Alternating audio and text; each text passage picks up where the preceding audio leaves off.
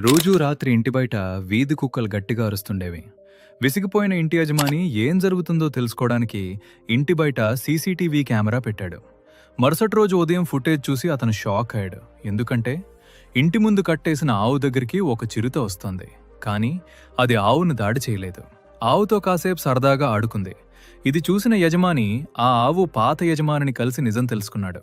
ఆ చిరుత పుట్టిన కొద్ది రోజుల్లోనే దాని తల్లి వేటగాళ్ల చేత చనిపోయింది.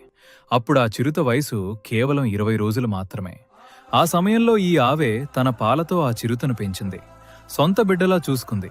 పులి పెద్దయ్యాక ప్రమాదమని అడవిలో వదిలేశారు. కానీ అది మర్చిపోలేదు తన అమ్మను. అప్పట్నుంచి ప్రతి రాత్రి వచ్చి ఆవుతో కాసేపు ఆడుకుని అక్కడే పడుకుని ఉదయం అడవికి వెళ్ళిపోతుంది. చిన్నప్పుడు కథల్లో విన్న ఆవు పులి కథ ఇది నిజంగా జరిగిన కథ. దానికి ఆధారాలే ఈ ఫోటోలు. Download ShareChat.